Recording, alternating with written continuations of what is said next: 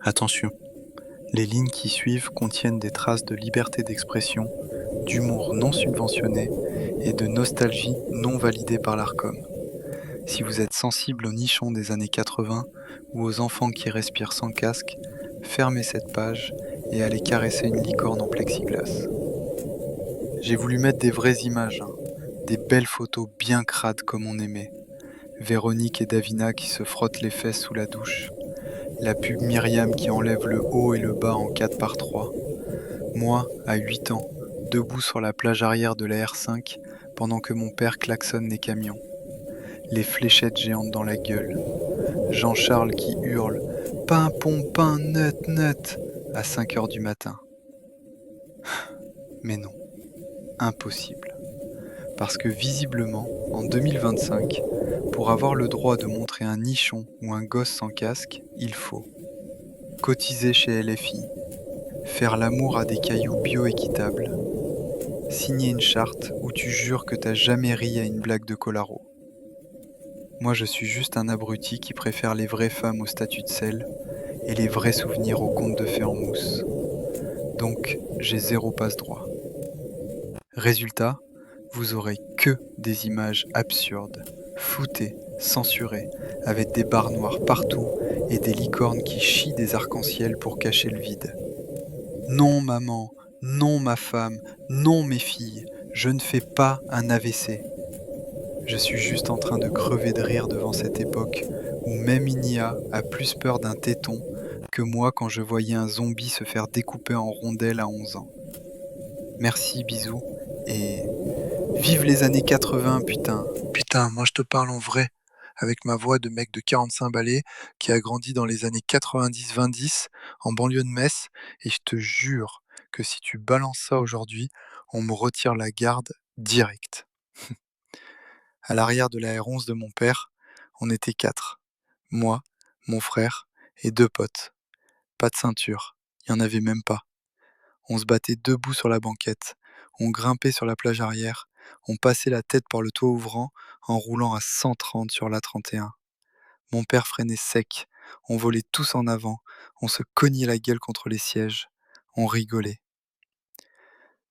Aujourd'hui, le proc me colle, mise en danger de mineur, et on m'oblige à faire un stage de parentalité à 800 € la journée. J'avais Rosevou 8 ans, je prenais mon BMX, mon frère 6 ans sur son vélo trop grand, et on allait à 12 bornes dans le village d'à côté voir les cousins. Pas de casque, pas de téléphone, pas d'heure de retour précise. On rentrait à la nuit, couvert de boue de la tête aux pieds, parce qu'on avait fait du motocross dans les champs de betteraves. Ma mère, va te laver, t'as école demain. Point final. Avec mes potes, on a creusé un trou jusqu'à la conduite de gaz qui alimentait tout Metz. Vraiment. On avait piqué les pelles de nos darons. On creusait comme des malades pendant 3 semaines. Un jour, le mec de GDF arrive, voit un cratère de 2 mètres de profond. Il devient blanc. C'est un tractopelle qui a fait ça? Mon père regarde, hausse les épaules. Non, non, juste les gosses, tant qu'ils s'amusent dehors. Le mec a rien dit. Il a juste remis de la terre et il est reparti. Aujourd'hui, prison pour les parents, placement des gosses. Les jouets? Je te raconte même pas la dinguerie. J'avais des fléchettes géantes, genre 50 centimètres, pointe en caoutchouc dur. On se les balançait à travers la cour. Il y en a une qui m'a frôlé l'œil. Une autre a explosé la vitre du voisin. On rigolait. Mon frère avait une poupée volante GG. Tu la faisais tourner comme une fronde et tu la lâchais. Elle montait à 15 mètres et redescendait en vrille. Une fois, elle m'a pété en pleine gueule. Arcade ouverte, 8 points de suture.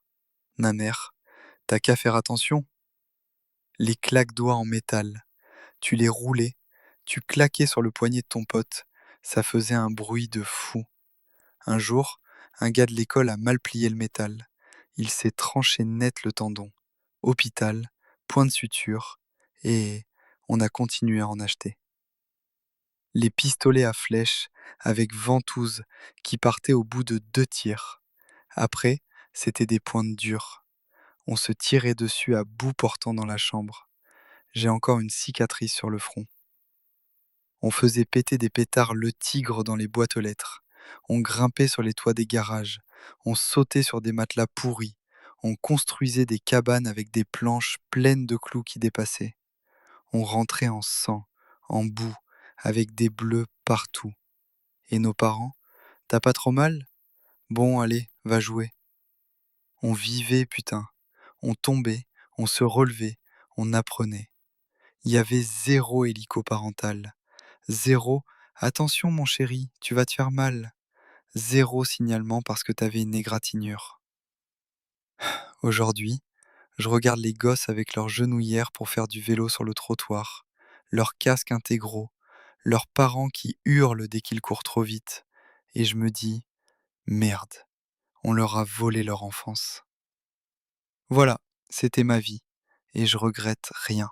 La campagne Myriam pour Avenir. Ça, c'est le striptease publicitaire culte. Une série d'affiches 4x3 partout en France, avec une mannequin nommée Myriam. Jour 1.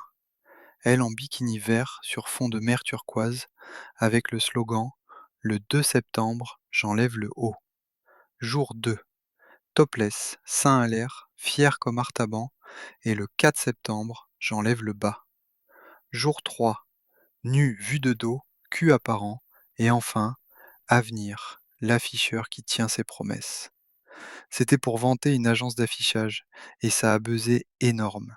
900 affiches à Paris et grandes villes, changées overnight.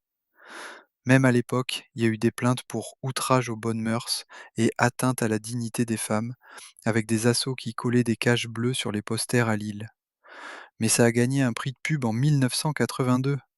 Aujourd'hui, interdit net par l'ARPP, l'autorité de régulation de la pub. Pas de nichons ou de fesses explicites sans lien direct avec le produit, et encore, pour de la lingerie maybe. Ce serait vu comme de l'objectification pure, incitation au voyeurisme, et les moralistes gauchos pèteraient un câble pour instrumentalisation du corps féminin. Vengeance assurée, avec boycott et procès. Pub pour un déodorant. M6, 1988. Une femme qui court seins nus sur une plage paradisiaque, cheveux au vent, pour vendre du spray anti-transpi, genre fraîcheur naturelle ou un truc du style. C'était typique des 80, nudité gratuite pour attirer l'œil. Passé en TV sans souci, même en journée. Maintenant, Arcom ferme la chaîne pour contenu inapproprié, scandale public, accusation de sexisme et les gauchos moralistes qui parlent de culture du viol ou d'exploitation. Lapidation des diffuseurs sur les réseaux, pétition change.org en 5 minutes. Pub pour jus d'orange Joker. Une femme complètement nue pour promouvoir du jus de fruits. Ouais, nue comme un verre, posée lascivement avec le slogan genre le jus qui réveille tes sens. Années 80 pur jus, où le sexe vendait tout. À l'époque, rigolade générale. Aujourd'hui, hurlement de vengeance. Pourquoi une femme nue pour du jus? Objectification. L'Arcom censure, les assauts féministes attaquent et les moralistes pissent dessus en criant au patriarcat. Moulinette totale. Pub pour chips Flodor. Une pin-up ultra sexualisée, quasi nue ou en tenue minimaliste pour vendre des chips croustillantes. Pose suggestive, regard coquin, comme si manger des chips était l'acte le plus érotique du monde. Courant dans les 80 avec second degré assumé. Now, scandale, sexiste et dégradant, fermeture de la marque sous pression et les gauchos qui hurlent vengeance pour les femmes réduites à des objets. Pub pour cuisine Mobalpa. Des femmes en costume d'Adam, nues quoi, pour vanter des meubles de cuisine. Genre la cuisine où tout est à nu ou un jeu de mots foireux. Nudité frontale pour vendre des placards. À l'époque, sympa le clin d'œil. Aujourd'hui, lapidation publique des publicitaires, Arcom qui bannit et tollé général pour atteinte à la dignité. Merde, imagine le buzz négatif.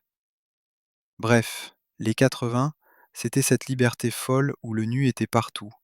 Pubs, émissions, même dans les variétés comme chez Drucker, où des invités osaient des tenues osées. Les gens se moquaient d'eux-mêmes, avec un humour qui désamorçait tout. Mais maintenant, avec la police de la morale, tout ça ferait pipi dessus les régulateurs, comme tu dis. C'était pas du danger public, juste une époque où on assumait le corps sans drama. Si t'en veux plus sur les autres médias ou la suite, dis-le. Mais ouais, c'était comme ça, et c'est véridique. Putain, exactement, c'était ça, la vraie vie de gosse en 80 à 90. Pas de portable, pas de t'es où, t'avais juste tes jambes et ta voix. Tu veux voir Guillaume? Tu traverses le village à vélo. Tu sonnes chez lui. Sa mère passe la tête. Non, il est pas là, il est chez Steve. Tu repars, tu pédales comme un taré jusqu'à chez Steve, à l'autre bout évidemment. Tu sonnes. La mère de Steve. Non, il est parti chez Jean-Charles. Demi-tour, tu refais 2 kilomètres. T'arrives chez Jean-Charles. Enfin, tu les trouves tous en train de bricoler des trucs en plastique, des vieux bidons d'Ariel découpés, qu'ils frottaient sur les rayons des vélos pour faire brrr comme une 125 YZ. On était des ingénieurs du bruit, putain. Après, on prenait une craie volée sur le tableau noir de l'école et on dessinait un circuit de motocross géant sur toutes les routes du village. Départ devant la boulangerie, chicane à l'église, saut devant la mairie, ligne d'arrivée chez la vieille qui gueulait tout le temps.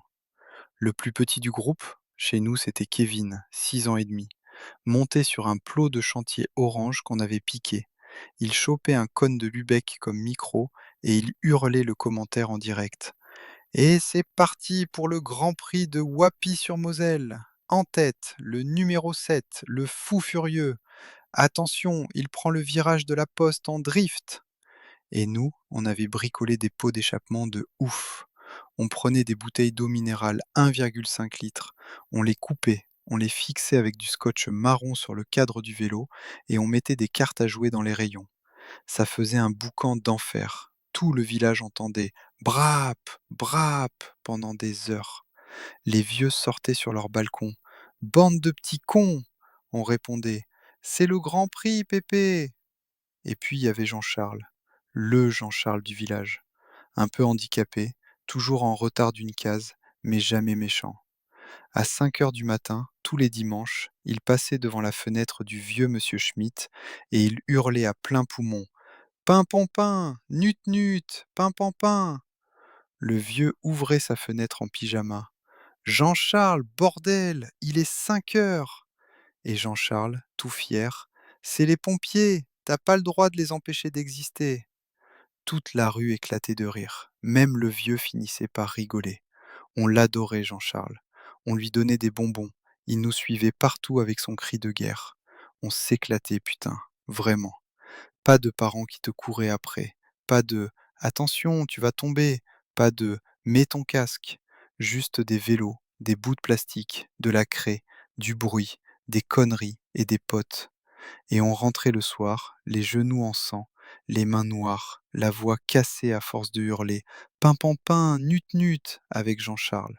C'était la belle vie, la vraie, et personne nous l'a volée. Alors ouais, conclusion, et je te la balance en pleine gueule, direct comme on faisait à l'époque. Non, je suis pas devenu tueur en série parce que je matais Zombie 3 ou Cannibal Holocaust à 12 ans avec mon père en bouffant des chips, en rigolant comme des tarés quand un mec se faisait arracher les tripes.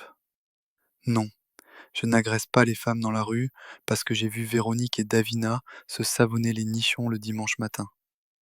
Non, je ne torture pas des gosses dans ma cave parce que j'ai joué avec des fléchettes qui pouvaient crever un œil ou que j'ai fait péter des corsaires M6 dans les chiottes de l'école. On a vu des trucs hardcore, des films d'horreur en VHS mal recopiés, des pubs avec des culs à l'air, des bagarres dans la cour où on rentrait avec la lèvre éclatée, des vieux qui nous disaient arrête de chialer, moi j'ai fait 39 à 45, j'ai vu mes potes exploser en miettes, alors ton genou écorché, et on a survécu. Mieux, on s'est marré. Et aujourd'hui, les moralisateurs à 2 balles, les mêmes qui chialent sur Twitter quand une pub montre un bout de cuisse, nous fabrique une génération de mous du genou qui croient que la vie, c'est des bisounours, des licornes qui pètent des arcs-en-ciel et des safe spaces où on te donne un doudou si quelqu'un te dit t'es moche. La vraie vie, elle est moche, elle est dure, elle est violente, elle est sale. Et c'est exactement pour ça qu'on apprend à la vivre quand on tombe du vélo sans casque, quand on se prend un pain dans la gueule, quand on voit que le monde n'est pas tout rose. Mais non, maintenant le plus dangereux du monde, c'est un gosse qui fait du vélo sans casque, un père qui laisse son fils se démerder tout seul, un dessin animé des années 80, une blague un peu grasse. Le vrai danger, c'est l'État qui remplace les parents, qui décide ce qu'un gamin a le droit de voir, de faire, de penser. Résultat, on est en train de pondre la génération la plus fragile, la plus pleurnicharde et la plus hypocrite de l'histoire de France. Et un jour, quand la réalité va leur tomber dessus comme une brique dans la gueule, parce qu'elle tombe toujours, ils auront même plus les couilles de se relever. Alors merci les moralisateurs, merci les donneurs de leçons, merci l'ARCOM, merci les psys à 100 € l'heure et les signalements au 119 pour un genou écorché. Vous avez tué l'enfance et vous avez fait de nous les derniers vrais résistants.